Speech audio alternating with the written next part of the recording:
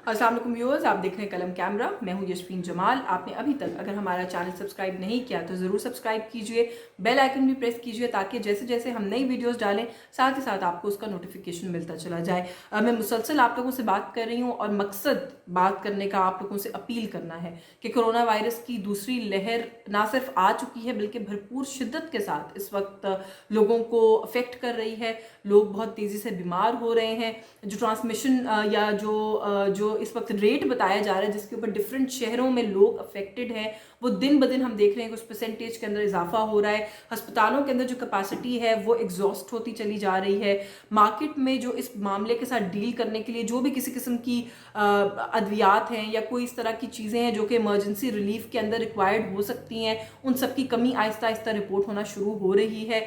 और हम ये देख रहे हैं कि हर दूसरे घर में, बल्कि शायद हर घर में, जहाँ जहाँ आप बात करें कोई ना कोई आपका जानने वाला, कोई ना कोई ऐसा केस या आप फर्स्ट हैंड आपकी मालूमात में इजाफा हो रहा होगा कि लोग इस वायरस का ना सिर्फ शिकार हो रहे हैं बल्कि इससे बहुत ज़्यादा बीमार हो रहे हैं।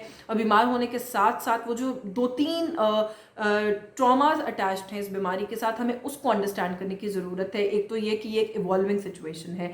इस बीमारी के बारे में डॉक्टर्स, एक्सपर्ट्स, बहुत सारे लोगों को बहुत सारी चीज़ें हतमी तौर पर नहीं पता। सो इलाज की अगर बात करें तो उसके अंदर भी बहुत टू एन एक्सटेंट एक अनसर्टेनिटी है कि अगर एक पेशेंट डिफरेंट तरह से रिस्पॉन्ड कर रहे हैं इस वायरस को के लगने के बाद, तो उनको किस तरीके से डील करना। एक तो ये मामला।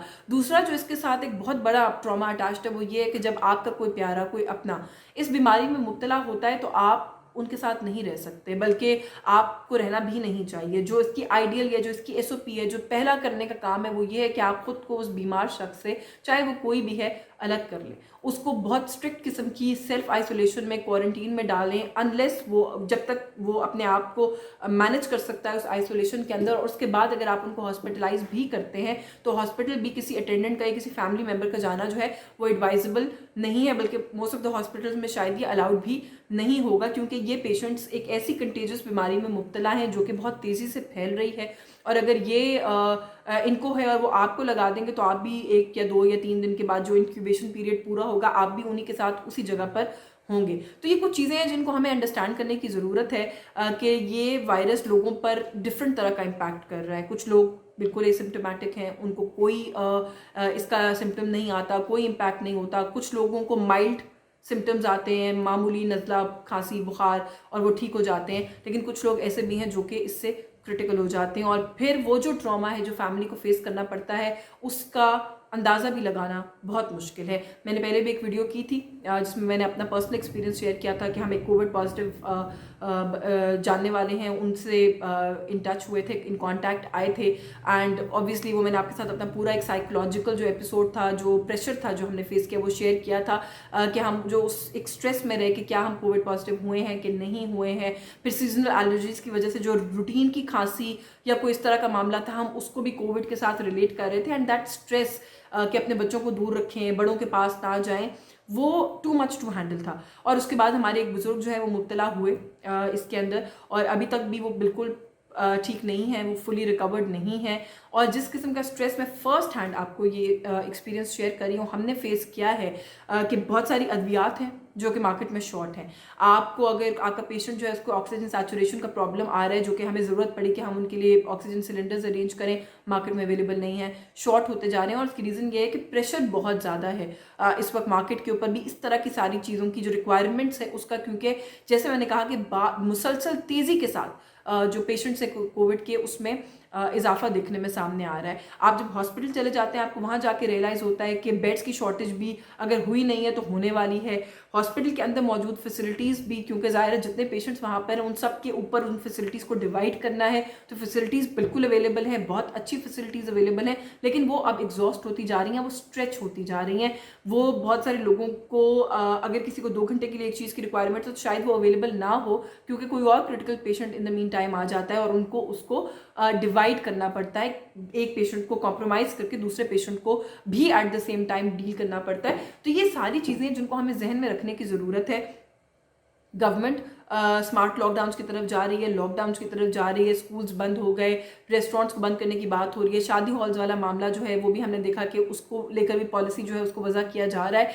गवर्नमेंट की तरफ से जो कुछ हो सकता है गवर्नमेंट कर रही है। मैं आपको अपने पर्सनल ही एक्सपीरियंस की बुनियाद पर ये भी ज़रूर कह सकती हूँ कि बहुत अच्छी केयर, बहुत अच्छे सिस्टम्स इन प्लेस हैं पाकिस्तानी हॉस्पिटल्स के अंदर। जो लोग जा रहे हैं अस्पतालों तक, जिनका मामला पहुंच रहा है, उनके लिए बहुत अच्छी केयर अवेलेबल है। लेकिन मैं फिर पर्सनल तजुर्बे से ये भी आपको बता रही हूँ कि बहुत ज़्यादा प्रेशर है पाकिस्तान के बड़े बड़े हॉस्पिटल्स के ऊपर भी इस वक्त, क्योंकि जो इन्फ्लक्स है पेशेंट्स का वो बहुत ज़्यादा है। हमें इस चीज़ को रियलाइज़ करने की ज़रूरत है कि इस बीमारी से बचना ये हमारे अपने लिए ज़रूरी है। ये हमारी अपनी सेहत का, हमारे बच्चों, बड़ों, बुजुर्गों की सेहत का सवाल है। इसका ताल्लुक किसी सियासत से नहीं है, इसका ताल्लुक किसी हुकूमत से नहीं है, इसका ताल्लुक किसी और चीज़ से नहीं है, ये किसी की साजिश नहीं है। ये एक आलमी वबा है, पूरी दुनिया इस वक्त इसको फेस कर रही है। ये बहुत बड़ा चैलेंज है। और मैं आखिर में उन लोगों को ज़रूर मुखातिब करके ये बात कहना चाहती हूँ कि हम लोगों के तजुर्बात से सीखिए, जो कि किसी ना किसी लेवल के ऊपर पर्सनली इस चीज़ को फेस कर रहे हैं, इसके साथ डील कर रहे हैं। अपनी जो एक्टिविटी है उसको लिमिट कीजिए unless it's absolutely necessary.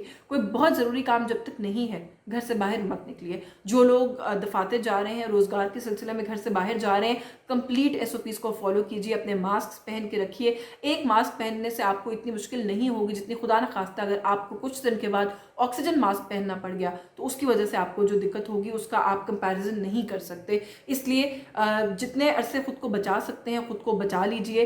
Vaccines के ट्रायल्स दुनिया में सक्सेसफुल हो रहे हैं, उनका इंतज़ार कीजिए। होपफुली वैक्सीन्स जल्दी अवेलेबल हो जाएंगे और हम इस मामले से निजात हासिल करने के काबिल हो जाएंगे। लेकिन तब तक हमें रैशनली एक्ट और बिहेव करने की ज़रूरत है। और उन सब लोगों को जो कि बहुत ज़्यादा पॉलिटिकली सेंसिटाइज्ड हैं, मोबिलाइज्ड हैं, जो कि चाहते हैं पाकिस्तान की सियासत में हिस्सा लें, जो किसी ना किसी पार्टी को सपोर्ट करते हैं, बाहर निकलना, किसी पार्टी को सपोर्ट करना, उनके साथ खड़ा होना, उनके जलसों में शरीक होना आपका हक है, आपका राइट है। लेकिन आपकी सेहत से ज़्यादा प्रायोरिटी कोई चीज़ नहीं होनी चाहिए। कॉल्स अगर कोई आ भी रही हैं जलसे जुलूस अटेंड करने की, तो मेरा ख्याल है कि एज रैशनल एक थिंकिंग माइंड होने की हैसियत से आपको अपना फैसला खुद करने की ज़रूरत है कि आपको इस तरह की जगह जहाँ पर इतनी बड़ी पब्लिक गैदरिंग्स हैं वहाँ पर नहीं जाना चाहिए, उनको अवॉइड करना चाहिए। अपनी सेहत का, अपने प्यारों की सेहत का ख्याल रखें, क्योंकि अगर आपको ये वायरस लगता है तो ये खाली आप तक महदूद नहीं रहेगा।